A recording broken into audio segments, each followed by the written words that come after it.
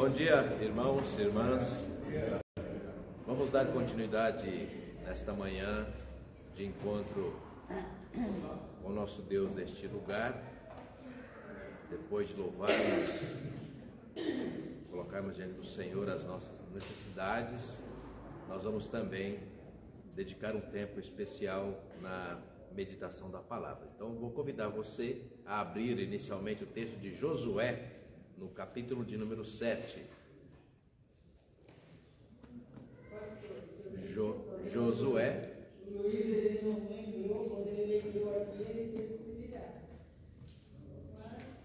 Josué, no capítulo de número 7.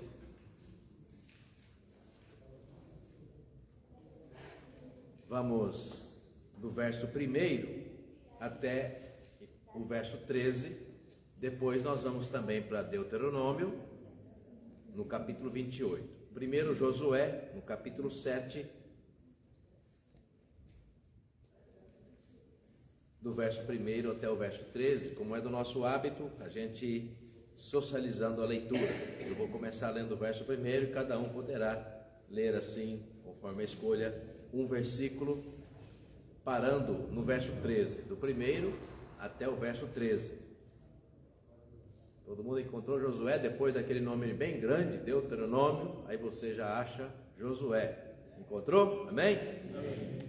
Prevaricaram os filhos de Israel nas coisas condenadas, porque Acã, filho de Carmi, filho de Zabdi, filho de Zera, da tribo de Judá, tomou das coisas condenadas. A ira do Senhor se acendeu contra os filhos de Israel.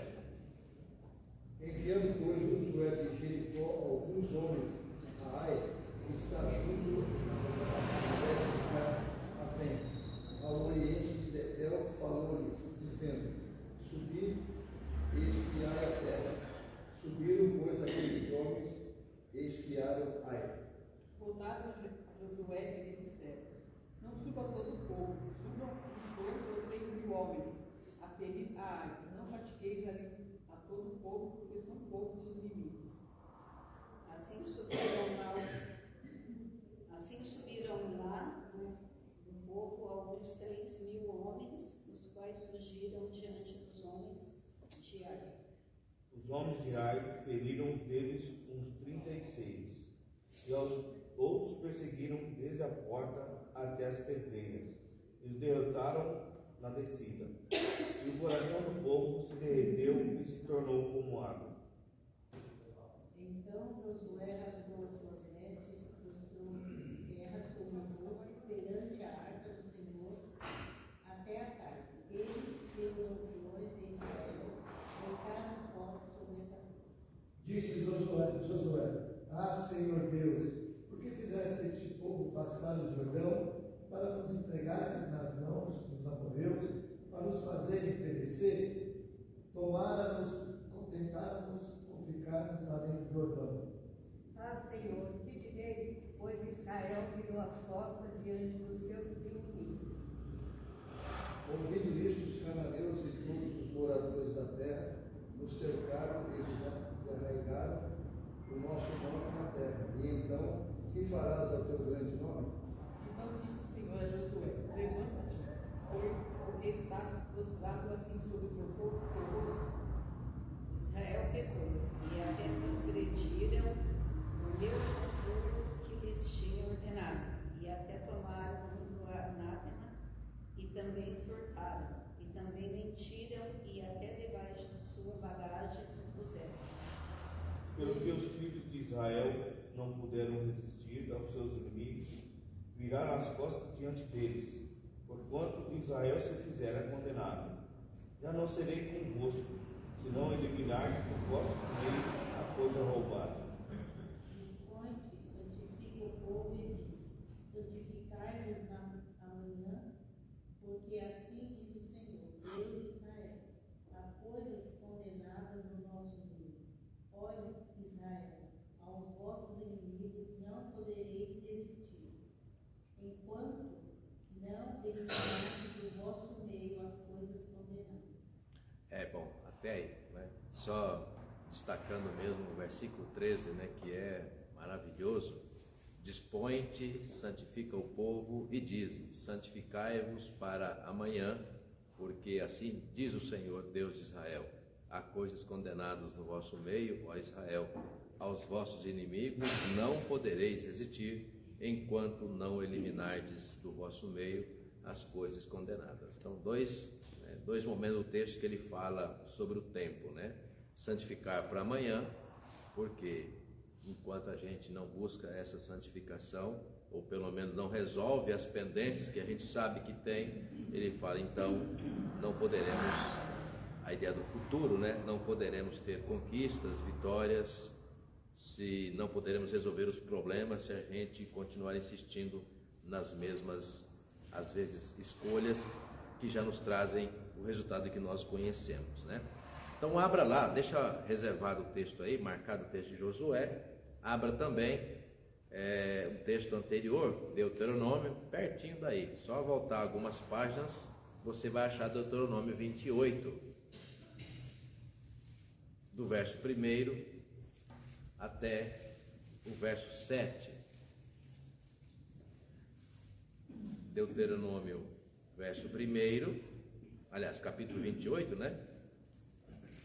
A gente fala capítulo, é sempre o número maior.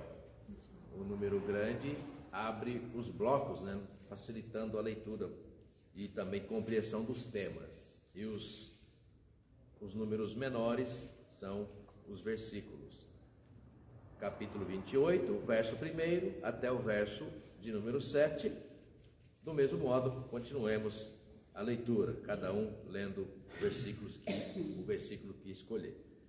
Olha a condição que ele coloca, né? Para que a gente possa, de fato, ter uma vida que nos dê sossego, nos dê tranquilidade, nos dê esperança, não que a gente não terá problema, né?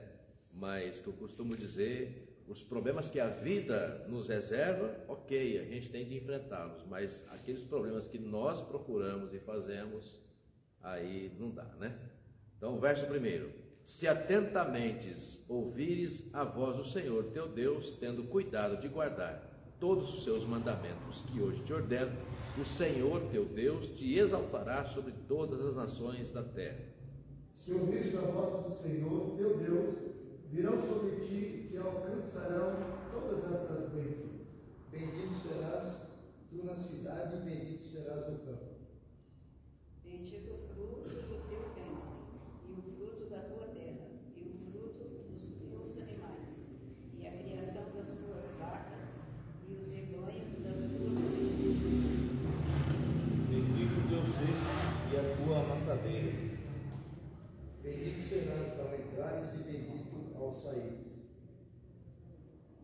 O Senhor fará que sejam derrotados na tua presença os inimigos que se levantarem contra ti.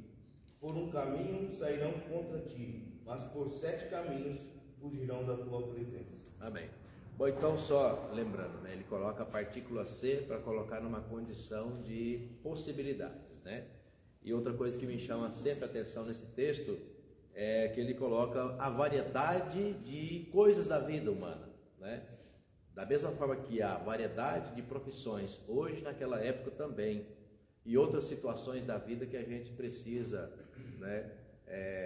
Especialmente o cuidado de Deus para nos livrar, já que o tempo todo estamos diante, né, de armadilhas, dificuldades, problemas. Então ele coloca a condição, olha, primeiro, ouvir a voz do Senhor, né? A gente ouve na palavra, a gente ouve na pregação, a gente ouve na oração de irmãos e irmãs, né? Mas tenho dito, ouvir não é um problema, nós temos ouvido de todo lado, né? O tempo todo nós temos ouvido a palavra do Senhor. Mas o segundo ponto, tão importante quanto ouvir, temos sido negligentes ou não, né?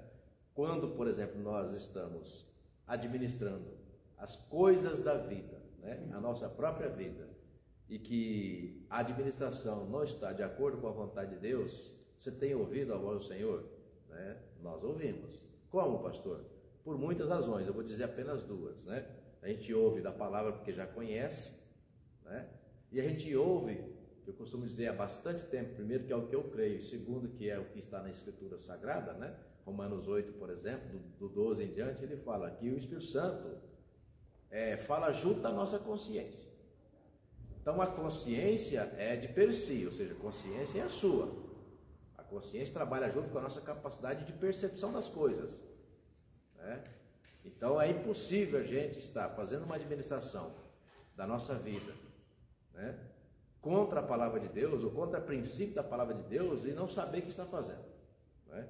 Então a gente sabe o que está fazendo, porque a nossa consciência é ativada o tempo todo pela ação do Espírito Santo. Usar uma metáfora que eu sempre uso, né, uma figura de linguagem, a não ser que o fermento tiver vencido. Eu acho que mesmo vencido ainda faz ali o seu papel. Mas imagina, seria o mesmo que a gente colocar o fermento na massa e a massa não crescer. É praticamente impossível, né? Só se for uma marca de qualidade muito ruim ou tiver vencido, teria que perguntar para as boleiras aí, né? Ou esfirreiras, ou se quando o fermento está vencido, se ele perde a sua função, né? Perde? Então a importância é, não estando vencido, botou o fermento, a massa vai crescer. Talvez cresça um pouco menos, dependendo da qualidade, mas ela vai crescer. Então é tão certo como a massa vai crescer quando recebe o fermento, será a ação do Espírito Santo junto da nossa consciência. Sabe o que é a nossa consciência, né? Ninguém precisa falar para você, a sua consciência está te falando assim: olha, essa escolha é ruim, olha, essa palavra é ruim, olha, essa conduta é ruim. Ele fala na nossa consciência, né? E é disto que o texto de Deuteronômio se propôs a fazer. Se atentamente ouvires a voz do Senhor teu Deus, tendo cuidado, porque a gente passa despercebido, né? Será que é possível passar despercebido sobre o compromisso que nós temos assumido com Deus? Cuidado de guardar todos os seus mandamentos que hoje te ordeno, o Senhor teu Deus te exaltará sobre todas as nações da terra. Se ouvires a voz do Senhor teu Deus, virão sobre ti e te alcançarão as bênçãos que nós precisamos para a gente ter uma vida tranquila, uma vida abençoada, uma vida que, na verdade, nos dê prazer e alegria, sobretudo em glória diante do Senhor, tá? Fazer uma pausa, vamos orar? Vou pedir ao Carlos que nos dirija nessa oração. Vamos orar. Senhor, nosso Deus, nosso Pai, nós te damos graças por podermos estar aqui, ó Deus, nesta manhã, para mais uma vez ouvir, ó Deus, os ensinamentos da Tua Palavra. Sim, sim. Pedimos, ó Pai, que Tu abras os nossos corações, para que nós possamos, ó, recebê-la e colocar em prática nas nossas vidas. Sim, Deus. Abençoa, Senhor, o pastor que vai falar dela, que ele fala, Deus, inspirado pelo Teu Santo Espírito. Sim, Senhor. Que ele esqueça, ó Deus, a si mesmo, e que o Teu Santo Espírito possa dirigir a sua vida nesse momento. Amém, Senhor. Perdoa, Senhor, os nossos pecados e aceita-nos, ó Deus, na Tua presença. Amém, Senhor. Eu te peço, ó Deus, em nome de Jesus. Amém. Amém. Vou encarregar o presbítero Milton de, quando tiver faltando 5 minutos, eu esqueci meu relógio hoje em casa, tiver 5 minutos, ele levanta a mão, pastor, 5 minutos, senão o tempo passa. Ainda que eu tenha noção do tempo pela estrutura da aula que foi preparada aqui, tá? Diante da derrota, para tudo e analise as causas. É o tema que eu quero usar para a nossa reflexão nessa manhã, tá? Diante da derrota, para tudo, tá? E analise as causas, ou seja, quando vem algo para a nossa vida, em todas as áreas. Em Deuteronômio ele coloca várias situações, né? Entrando, saindo, né? Trabalhando numa função, trabalhando na outra, administrando a casa, administrando a saúde, enfim, por aí vai, né? Se alguma coisa, alguma área da nossa vida, a gente perdeu o controle, está indo muito ruim, está nos fazendo sofrer, está nos causando tristezas, problemas de relacionamento familiar, né? E a gente entende que isso é derrota, isso é um problema que nós perdemos o controle disso, né? Então vamos chamar isso, mesmo que figuradamente, ou de forma clara, se for o caso, né? Se você assim entender, vamos chamar isso de derrota, né? Até porque o texto de Josué, não sei se você voltou para lá, Josué manda diante de uma situação, Leila, ele analisa a situação eles estavam no período de transição, estava próximo de Jericó. Depois de Jericó, alguns poucos quilômetros, já chegariam na terra da promessa depois de 40 anos, né? Então Josué dá uma verificada na situação e fala: não será, para essa última batalha não será necessário muitos homens, né? Poucos. Então eles vão até a montanha chamada Ai, né? E doeu bastante, né? E aí chega lá, foram surpreendidos e tiveram uma derrota. E aquela derrota trouxe muita tristeza para o povo. Tanto que a oração que a gente vai ver, daqui a pouco a gente vai rever a oração de Josué, é exatamente essa, Lúcia. E que a gente muitas vezes faz a oração de Josué, Dona Maria. Ah, Senhor, por que isso aconteceu? Ah, meu Deus do céu, por que isso aconteceu? É comum a gente o tempo todo fazer esse tipo de oração. Ou seja, vem, Dona Isabel, a derrota para dentro da nossa casa, vem o problema, se instala ali, a gente começa a orar, porque é claro que vai orar. Tá bom, a gente ora, tá ruim, a gente ora mais ainda, mas a gente vai orar, né? E aí na nossa oração a gente começa a jogar para Deus: Senhor, por que isso? Né? Quase que traduzindo de forma diferente, né? Dizendo assim, né? Olha, isso não deveria acontecer na minha casa. Em outras palavras, eu não mereço isso. Eu não sou digno, aliás, eu não sou digno. Eu não preciso passar por isso, né? É muito ruim passar por isso. E de forma tão didática, ensinadora, quando Josué começa a fazer essa oração, né? Deus, em outras palavras, diz assim para ele: olha, para tudo, e começa a analisar as causas da derrota. E esse é o desafio que nós temos que fazer sempre na nossa vida. Para tudo e começa a analisar por que, né? A tristeza que você está vivendo, a dificuldade que a gente está vivendo, por que dessa dificuldade, né? Então analisar a causa é: será que não foi você? Será que não fui eu mesmo o responsável por isso? Eu já citei aqui, mas é a ocasião de novo citar, né? Um certo psicanalista que vi alguns anos atrás dizendo numa palestra que 80% dos nossos problemas nós mesmos somos os responsáveis. 80%. Ou seja, a cada 10 coisas que a gente faz, 8 se der errado, tem as nossas digitais.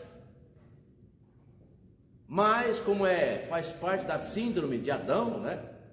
Ou seja, desde o Éden, o ser humano tem está na natureza dele, né? Se ele puder transferir a causa, se ele puder transferir a culpa, o problema, ele não vai hesitar em fazer. Ele vai culpar pai, culpa mãe, culpa filho, irmão, cachorro. Ele culpa quem tiver que culpar, menos a si mesmo, né? Onde é que está a síndrome de Adão, né? Adão, o que você fez? Eu não, a mulher que o Senhor me deu. Eva, o que você fez? Eu não, ó a serpente.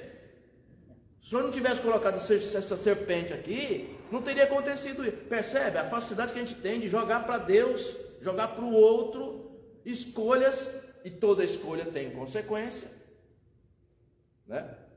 Então Deus manda plantar no seu quintal, Deus fala: planta a goiaba. Aí você vai e pega uma goiaba, está no momento, vamos imaginar, né? A goiaba está com preço muito alto, tal, ali aquela, como é que fala, ramo, né, que passou por enxerto. Meu irmão recentemente ele passou por essa experiência, foi muito positivo, foi muito interessante, né? Ele ele quis e fez. Ele plantou um pé de abacate no quintal lá na casa dele, no Mato Grosso. E aí lembrei, ele pegou uma muda, né?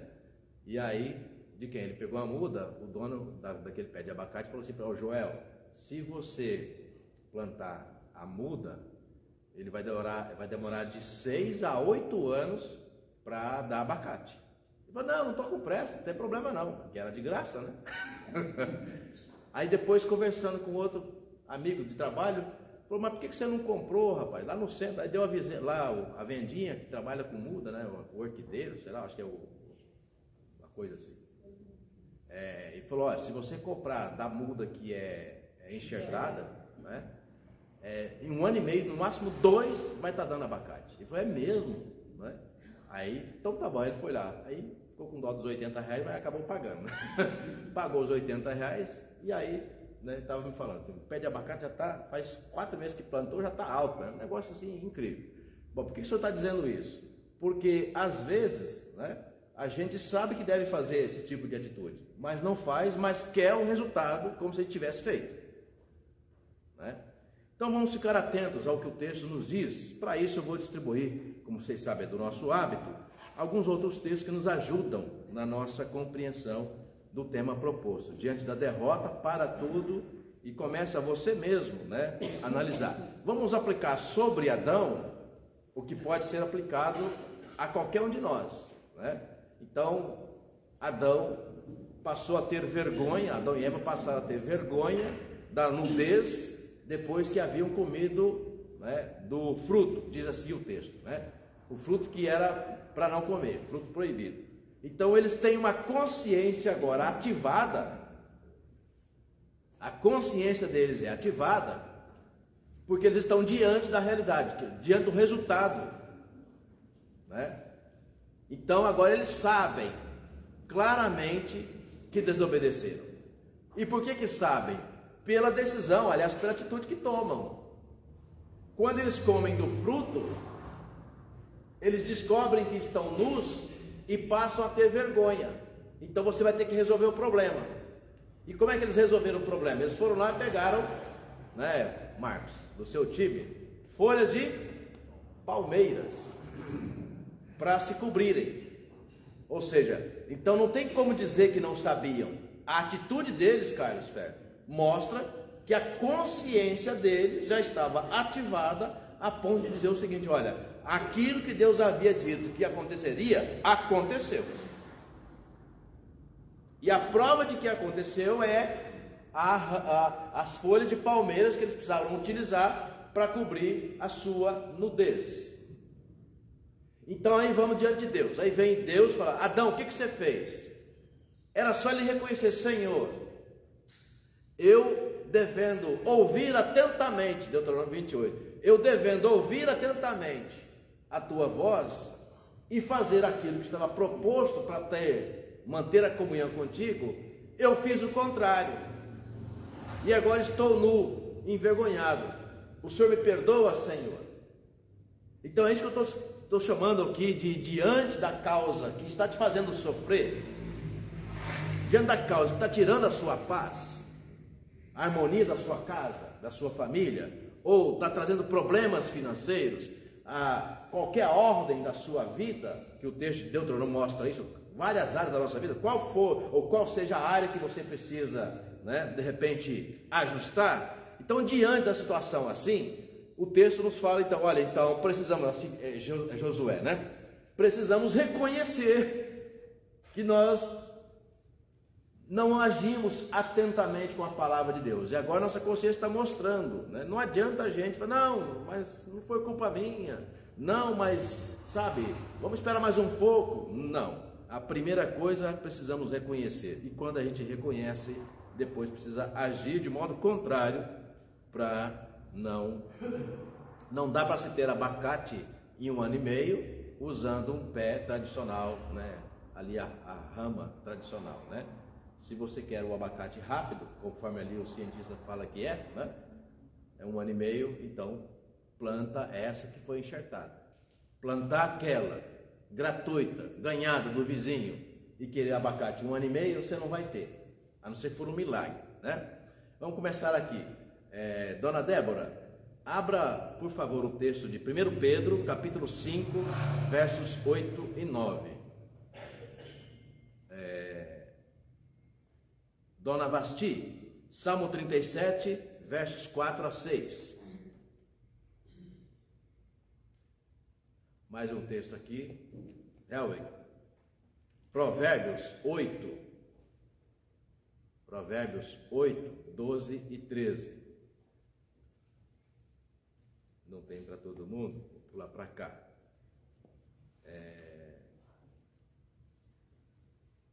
Edna, 1 de Tessalonicenses, lá quase já no final da Bíblia. 1 de Tessalonicenses, capítulo 5, 17 a 22. Dona Isabel, Bronzatti. 1 de Samuel 31, verso 4. Presbítero Marcos. Hebreus 5, 11 a 14.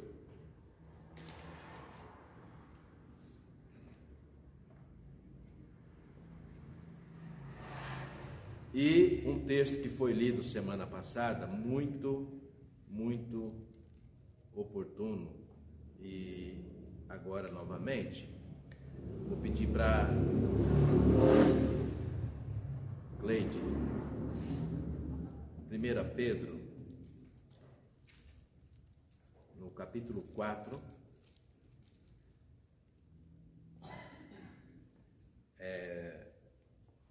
versículo 15 ao versículo 18.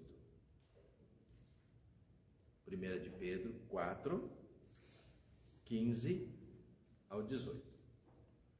Ok? Bom, já nós vamos começar a ouvir a leitura dos textos que foram citados, tá? Antes, vamos voltar ao nosso olhar coletivo, todos nós, a vocês que nos acompanham de casa, o texto base lido, 1 Josué. Josué, capítulo 7, verso 1 até o verso 13. Começar destacando o verso 1, né? Prevaricaram. A palavra prevaricar aí, né? Bom, de acordo com o Código Civil, prevaricar é saber de um problema. Gente, bem-vindo à nossa família, né? Cada um de nós passa ou corre o risco de passar por isso. E quando passa, a pergunta é o que fazer. Não sou advogado, mas é uma lei conhecida. Prevaricar é saber de um crime cometido, saber de um delito que está tipificado no Código Civil, por vezes até no Código Penal, saber e não falar nada. Então é chamado de prevaricação. E dependendo da situação, além de prevaricar, ainda pode ser de cúmplice, né? Situação de cúmplice, ou seja, estava no meio, né?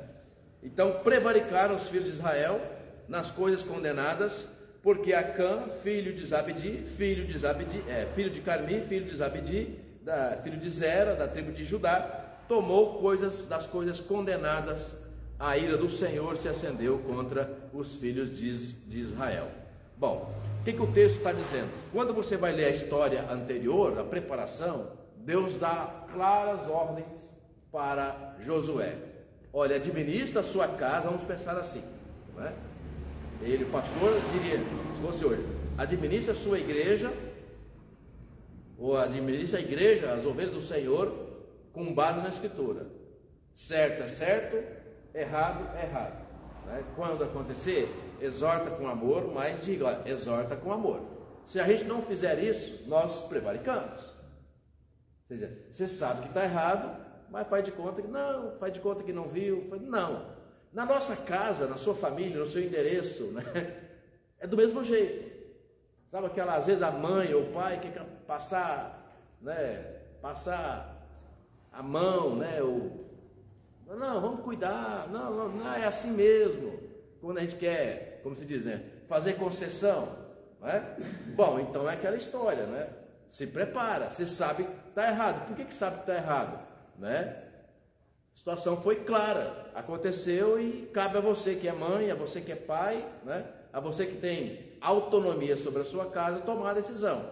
A questão é que decisão vai tomar, né? Às vezes a gente quer prevaricar, sabendo que está prevaricando, não, deixa assim, com o tempo se resolve. Não vai se resolver. A tendência é agravar, né? Bom, então no verso 1 ele fala, tomaram das coisas condenadas. Que eram essas coisas condenadas? Gente, quando você vai ler a história anterior, você vai descobrir, olha, quando vocês chegarem em Jericó, estão em guerra, né? Estão em guerra, estão disputando a terra, a travessia pelo menos, até chegar em Jerusalém. Quando vocês chegarem em Jericó, vocês vão enfrentar nações, e lá tem muito ouro e tem prata, Leila. Só que aquele ouro e aquela prata que está lá, não pensa como dinheiro. Aquela riqueza que está lá, por duas coisas. Primeiro, eu sustentei vocês durante 40 anos no deserto. E não sou de ouro nem prata. Em 1 Crônicas ele fala, meu, na oração de Davi, né? Meu é o ouro, meu é a prata, todas as coisas são minhas. Então Deus nos tem sustentado com os seus próprios meios. Então ele fala, não toque nisso. Vocês não precisam disso. Eu sustentarei vocês, como tem sustentado até aqui. Aliás, quando ele deu o maná, olha, não guarde para amanhã, porque amanhã de novo você vai sair pelo quintal e estará lá como se fosse orvalho, estará lá no seu quintal a semente, que maná é um tipo de semente, a semente que você vai poder de novo colher, cozer ou cozinhar e fazer ali o seu bolo, todo dia. E teve gente que guardou e deu bicho, percebe? Então ele fala, vocês vão chegar em Jericó, não há razão de vocês botarem a mão, guardarem para si o ouro e a prata, porque eles têm uma tendência, ali eles têm uma cultura religiosa, eles consagram isso aos seus deuses. Então isso é coisa, né? Naquela leitura, né? Naquele contexto, isso é coisa vil, é idolatria. Nós não queremos isso entre nós, ok? Aí o povo vai, essa família longa que está citada aqui, né? Ele fala, Acã, filho de Carmi, vamos falar, bisneto, né? Bisneto, neto e depois filho. Então ele fala, filho de Carmi, de Zabdi, de Zera, da tribo de Judá, tomou das coisas condenadas. Foi lá e catou, escondeu dentro de casa, entendeu? Ou seja, houve uma desobediência. Até o ponto de, vamos dizer, né? Sabiam que estavam fazendo coisa errada. Tomou do ouro, tomou da prata e guardou em casa, né? Bom, o resultado vai chegar. Vamos ler 1 Pedro? Dona Débora. 1 Pedro, capítulo 5, versos 8 e 9. Sede sóbrios e vigilantes. O diabo, vosso adversário, anda em derredor como um leão que ruge procurando alguém para devorar. Ok. Então, irmãos, eu vou começar falando. A primeira coisa da desobediência, vou usar mais uma figura de linguagem. Cleide, é como a chave ou ali o trinco da jaula do leão.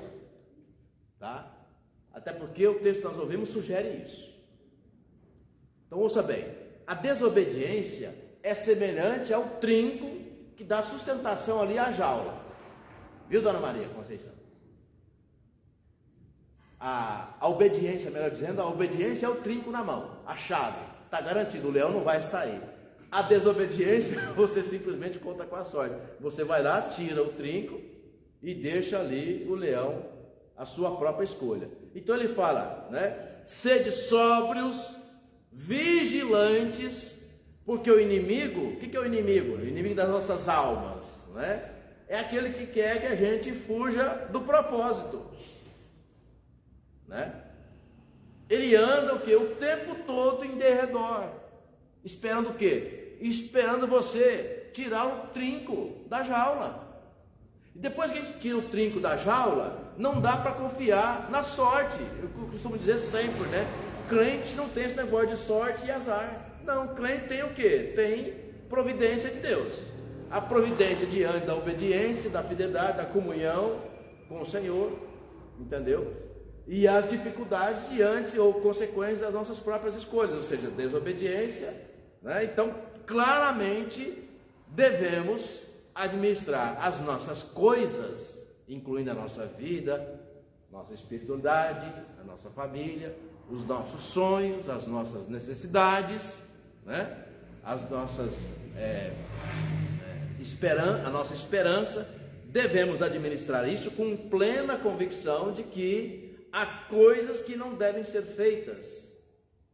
E a gente sabe que não deve ser feita porque ela está, vamos usar a mesma expressão do Código Civil, né? Tipificada na palavra. Né?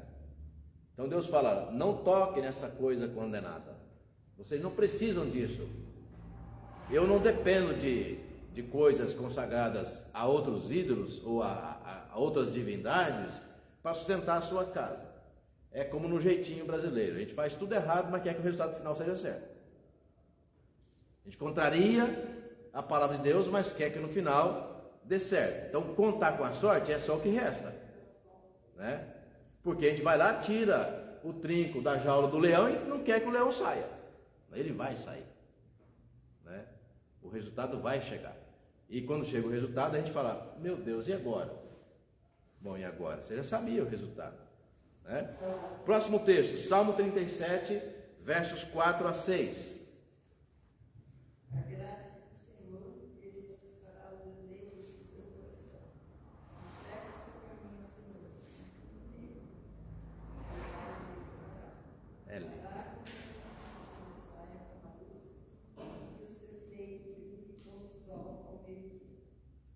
Agrada-te do Senhor e Ele satisfará os desejos aonde? Ele fala, ó, do coração.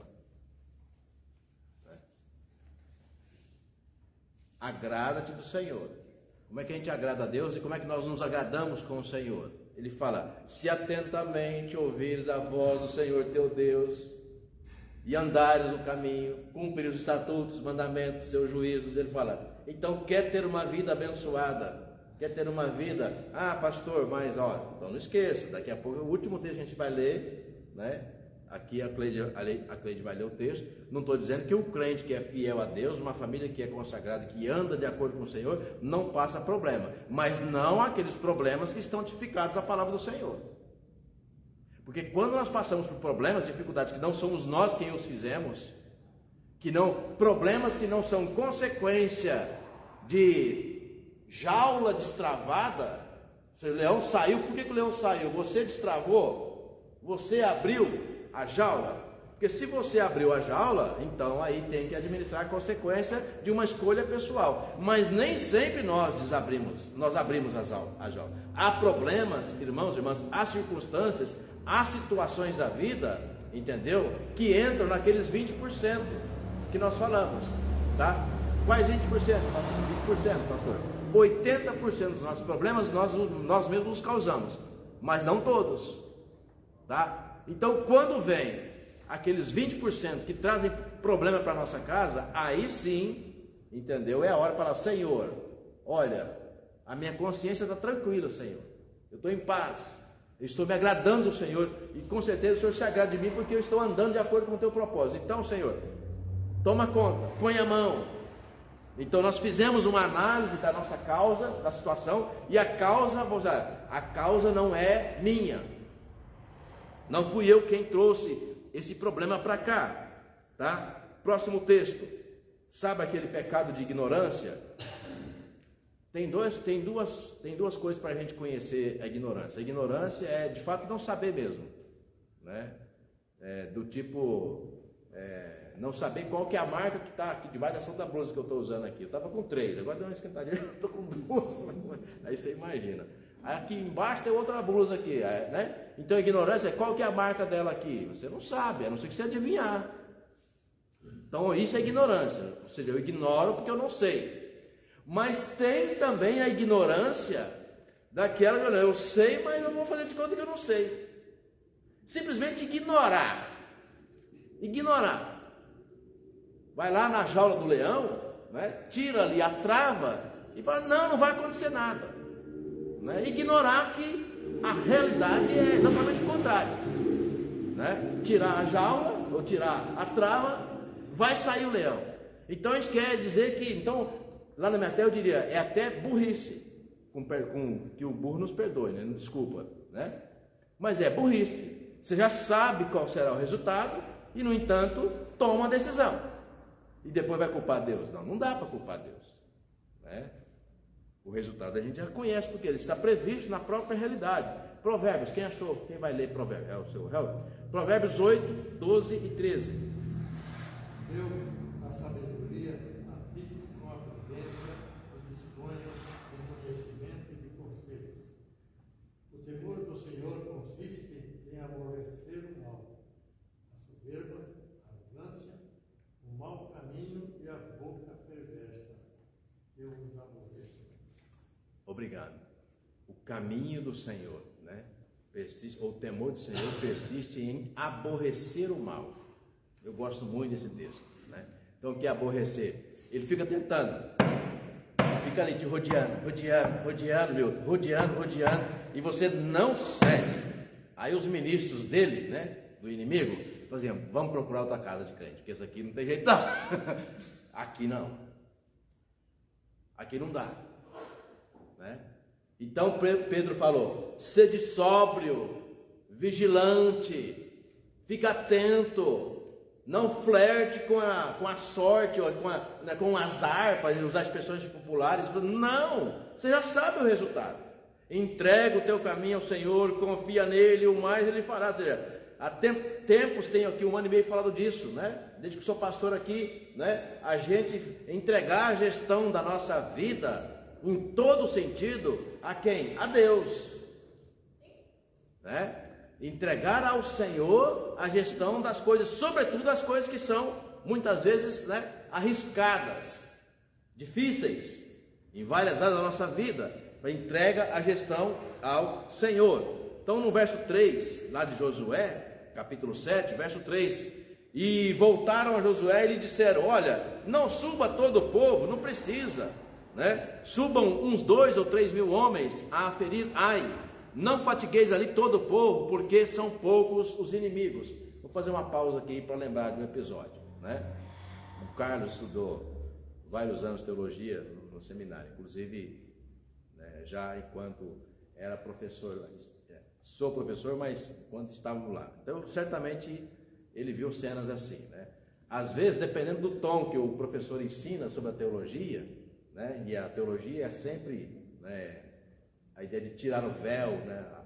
Caminhar um pouco mais, descobrir coisas mais, né? Coisas novas. Então, por vezes, o aluno está ali aprendendo, se ele não tiver muito, né, preparado, maduro na fé, para compreender, ele acha que aquilo aquilo é ruim, um determinado ensino que está recebendo, um ensino novo, que de alguma forma, né, é diferente daquela base que ele recebeu na sua conduta familiar, ou mesmo até mesmo na sua igreja.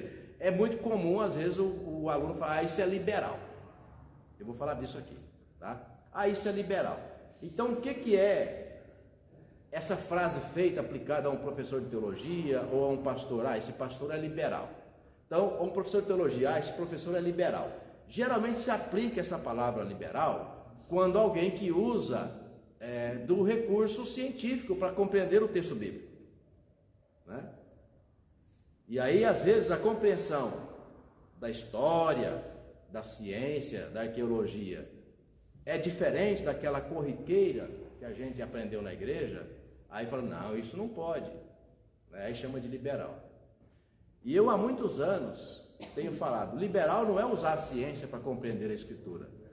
Isso não é ser liberal, né? Sabe mesmo o que é liberal? Liberal é a gente saber que o crente transformado pelo Espírito Santo, é selado no Espírito Santo, e que quando ele peca, ele sabe que está pecando.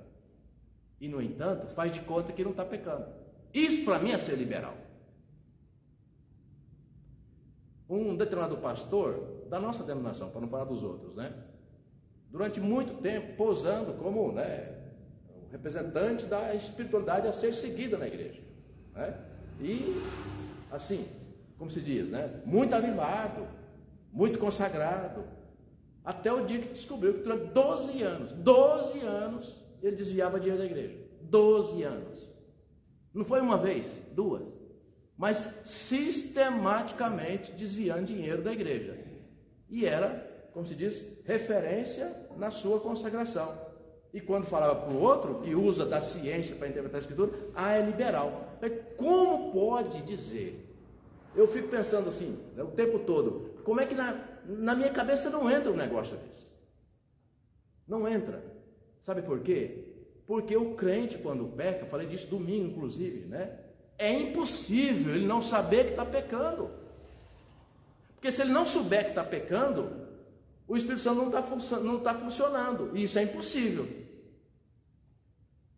Então o Espírito Santo faz a sua função, que é dizer o quê? Olha, esse caminho, você já conhece o resultado. Então no verso 3, quando eu estou chamando aqui da questão de você ignorar. Ignorar é não saber. Mas também ignorar é saber e fazer de conta que não sabe. E às vezes nós queremos agir assim. Então, por exemplo, Adão, o que você fez? Adão sabia o que ele tinha feito. Qual foi a escolha que ele fez? Não, foi a mulher que o Senhor me deu. Então é diferente. Adão não era ignorante daquela situação. Ele sabia, Leila, o que ele tinha feito. Como nós sabemos, quando nós fazemos coisas que nós já sabemos porque que a causa da nossa tristeza, do nosso choro, do problema familiar que a gente está vivendo, a gente sabe qual é a causa. E por que a gente sabe? Porque está escrito na Escritura, e porque o Espírito Santo entrega o teu caminho ao Senhor, confia nele, o mais ele fará. Agrada-te do Senhor, e ele satisfará os desejos da onda, do teu coração. O coração é só o seu, cada um tem o seu. Consciência, cada um tem a sua.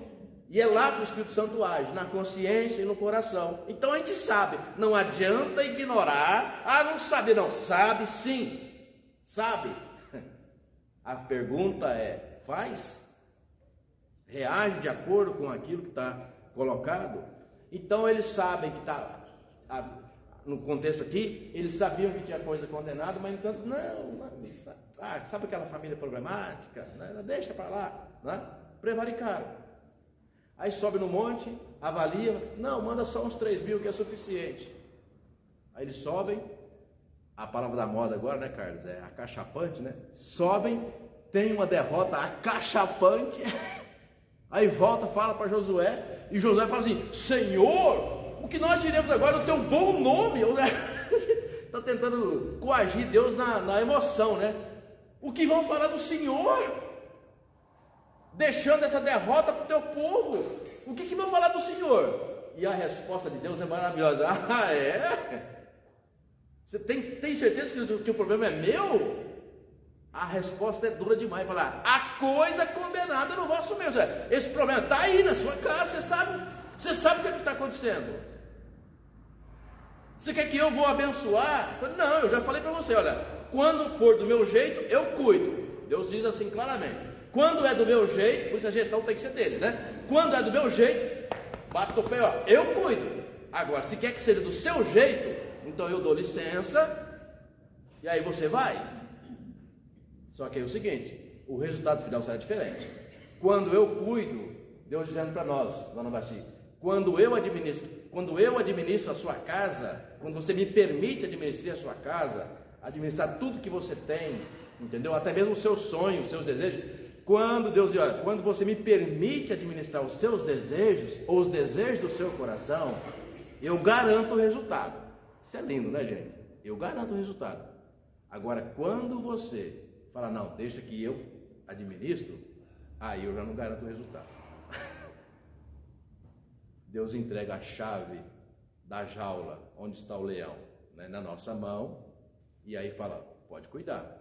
Aí caso você fala, bom, como eu não estou muito seguro, né, Carlos, que devo cuidar dessa chave, Senhor, é melhor ficar nas tuas mãos.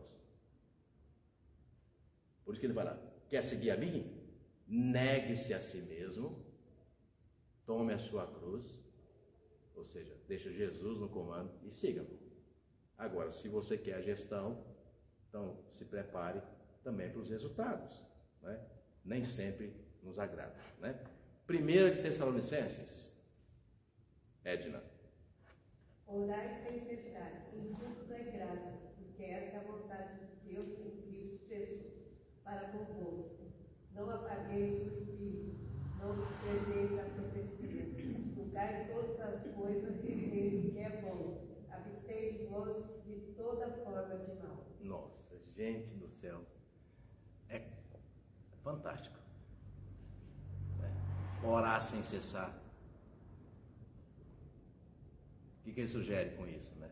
Orar sem cessar. Ou seja, principalmente quando o Espírito Santo está te falando, olha, aqui precisa de um cuidado maior. A gente ora, ele mostra, né?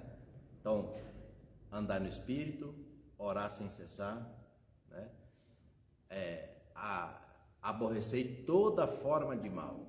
Não é não, é toda forma de mal. E ele fala, não entristeçais o Espírito Santo. Aí, gente, é extraordinariamente bem colocada a frase de Paulo. Não entristeçais o Espírito Santo. Quando é que a gente entristece o Espírito Santo? quando a gente faz o contrário do que ele está dizendo para a gente fazer. Quando a gente faz o contrário do que ele diz para a gente fazer. Fica triste por quê? Porque ele já conhece o resultado. E ele não quer que você passe por isso. Ele fica triste. Né? Paulo está dizendo claramente isso. Terceiro, desobediência causa cegueira espiritual. Ou seja, aquilo que começa ruim, não só vai continuar ruim, mas a tendência é piorar. O salmista fala que, né, um abismo atrai outro abismo.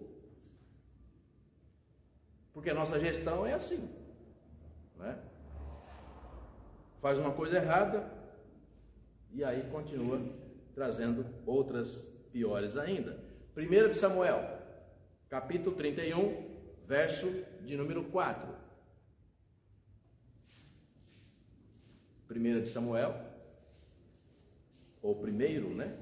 Primeiro livro de Samuel, 31, verso 4.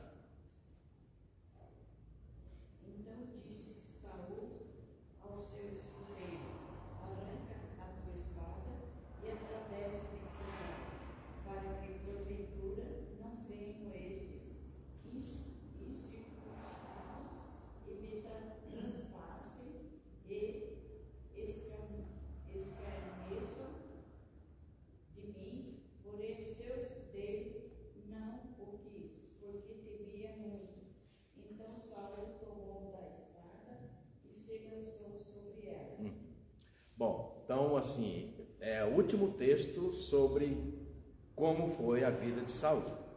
Então, irmãos, quando a gente pega lá em 1 Samuel, capítulo, que a irmã leu 31, capítulo 31, aí, Denilson, quando a gente volta lá para o capítulo 9, no comecinho da história, e que Deus está mostrando para Samuel qual era o critério que ele estava utilizando para escolher o primeiro rei da história de Israel, que foi Saul. Gente, a chamada de Saul foi linda, maravilhosa, fruto de profecia revelada, né? Algo extraordinário, foi lindo, maravilhoso. Só que Deus colocou as mesmas coisas que nós vimos aqui em Deuteronômio. Se atentamente ouvires a voz do Senhor teu Deus, cumprires os seus estatutos, os seus juízos, os seus mandamentos, trocando em miúdos a metáfora que nós estamos utilizando aqui desde o começo, se você deixar as chaves da jaula do leão nas mãos do Senhor, ele está batendo no peito e fala, deixa que eu cuido, e o resultado, você vai ficar feliz. Ele fala isso, Helg, para Saul. Aí ele se ajoelha, vê um profeta, despeja sobre a cabeça dele o azeite, unge e fala assim, não te chamei porventura para ser o pastor de Israel? Aí dá uma ordem para ele, vai a Gilgal, capítulo 10, tá? Lá de 1 Samuel, vai a Gilgal, me espera lá 7 dias, ou seja, vamos imaginar a cena, né, Carlos? Ele tinha sido ali ungido com azeite, todo o povo de Israel ali em volta, uma grande festa, aquela emoção, poxa, eu sou o primeiro rei, essas vaidades humanas, né? Eu sou o primeiro rei da história de Israel, meu nome agora será registrado para a história, e foi mesmo, para nós aqui hoje lendo o texto, né? Aí Deus dá a ele, por meio do profeta Samuel, uma ordem, dona Maria Conceição, vai até Gilgal e me espere lá por 7 dias, e aí ele vai, aí chega lá, já encontra uma multidão, usando aquela gíria, né? Passa na cabeça dele, eu sou o cara, né? Deu 5 minutos, ele chega lá, passa o primeiro dia, segundo, terceiro, quarto, quinto, no sétimo dia, a hora que virou o relógio, meia-noite, deu o 7º dia, ele já numa ansiedade, o povo ali na pressão, e cadê esse profeta que não vem, enfim, ele vai lá e oferece o sacrifício, ele mesmo faz o sacrifício, não podia fazer, porque ele não era sacerdote, e a hora que ele termina de fazer o sacrifício, porque o povo estava na pressão, aí chega o profeta, e pergunta para ele, qual aquela perguntinha de mãe, o que você fez? O que você fez? Quando pega aí no flagra, né? O que você fez? Mal acabaram de fazer o sacrifício, chega o profeta, ou seja, ele sabia que tinha desobedecido. Tanto que a resposta dele é muito curiosa, é a mesma resposta de Adão, é a mesma resposta de Josué, é a mesma resposta de a nossa própria resposta. Então está lá, o problema está lá da sua casa, na sua vida, está causando problema, situação triste, você sabe as causas e no entanto está tentando terceirizar a causa, a culpa, né? O que você fez? Perguntou para Saul, o que você fez? Falou, vendo que, olha, de novo culpando, né? Vendo que o senhor não tinha vindo no prazo, no horário aprazado, fala lá a expressão, vendo que o senhor não chegava, como não chegava? Não cheguei atrasado. Vamos dizer assim, o 7º dia é da meia-noite até a outra meia-noite. Mas ele chegou no tempo. Só que na pressão ele vai e faz o quê? Faz aquilo que lhe convém, o resultado. Bom, como é que Saul termina? Do jeito que terminou. Pegando uma espada e porque não tinha mais jeito. Não obedecia a voz do Senhor. Só fazia aquilo que lhe dava a teia. Historinha de escola dominical que a gente conhece bem. Como é que Sansão terminou? Só ler a história. Começou bem? Começou. Como é que Salomão terminou? Percebe? Ou seja, gente que quer os resultados, mas não quer transferir a gestão para Deus, né? Então, terminando, diante da derrota, diante do problema que está instalado, analisa e vê se a causa não é, consequência da sua própria escolha. Marcos, terminando, Hebreus capítulo 5 é o último texto a ser lido, né? Não, depois tem mais da Cleide, a gente termina. Hebreus 5, 11 a 14. A esse respeito, tenho muitas coisas que dizer, difíceis de explicar, porquanto vos tendes tornado tardios em ouvir. Pois foi feito quando deviam ser mestres, atendendo ao tempo decorrido, tendes novamente necessidade de alguém que vos ensine de novo quais são os princípios elementares dos oráculos de Deus. Assim vos tornaste como necessitados de leite, e não de alimento sólido. Ora, todo aquele que se alimenta de leite é inexperiente na palavra da justiça, porque é criança. Mas o alimento sólido é para os adultos, para aqueles que pela prática têm as suas faculdades exercitadas para decidir não somente o bem, mas também o mal. Isso. Aqui numa outra passagem, aí Paulo vai dizer, né, que a mente cauterizada. O que é a mente cauterizada? É a mente que perdeu a sensibilidade, né? Então, faz uma coisa, Deus fala, não faz. Aí, no dia seguinte, de novo. E depois de novo. E depois de novo. E depois de novo. Então, ou seja, vira hábito. Virando hábito, né, fica mais difícil ainda de você se amanhã eu paro, né? Não, amanhã eu resolvo. Não. Então a mente cauterizada é aquela mente que, olha, aqui já perdeu a sensibilidade, né? Então, Hebreus vai dizer, olha, ele fala, é uma criança na fé. Não suporta comer ali uma feijoada. Não se dá feijoada para criança de 6 meses. Aliás, nem para homem de 60 anos, né? Né, Marcão? Marcão, não, eu passo minha vez. Marcão não come feijoada, né? Não que seja, né, criança na fé, mas criança não pode comer, não é para ela, o estômago não é para ela, né? Não tem condições. Então, o autor de Hebreus usa isso para dizer o seguinte, olha, então, são coisas tão simples na vida cristã que a pessoa ainda ignora. Né? Ignora porque não sabe? Não, pelo tempo que tem, não é porque não sabe. Não, é porque não quer deixar Deus fazer a gestão. Então, continue administrando as consequências, tá? E para terminar, belíssimo texto que a Cleide vai ler sobre a importância da gente saber qual é a causa do sofrimento que a gente está passando, né? O texto de 1 Pedro, Edna, nos explica, né? Há vários tipos de sofrimentos, mas alguns sofrimentos pelos quais nós passamos não nos causam tristeza. Olha que coisa interessante, nos causam a sensação de privilégio, porque ele fala, sofrer com Cristo não é a mesma coisa que sofrer sem Cristo, né? Pode falar, pode ler. Do 15 ao 18. 1 de Pedro 4, 15 a 18. Não sofra, porém, nenhum de vós como assassino, ou ladrão, ou malfeitor, ou como quem se intromete em negócio de outro. Mas se sofrer como cristão, Então, não se envergonhe disso, antes glorifique a Deus com este nome, porque a ocasião de começar o juízo pela casa de Deus é chegada. Ora, se primeiro vem por nós, qual será o fim daqueles que não obedecem ao Evangelho de Deus? E se é com dificuldade que o justo é salvo, onde vai comparecer o ímpio sem o pecador? Então, é com dificuldade que o justo é salvo, né? Então, o que ele quer falar sobre isso, né? Por exemplo, quando alguém vem e pisa em você, maltrata você, faz de você, né, de besta, desculpa a expressão, né?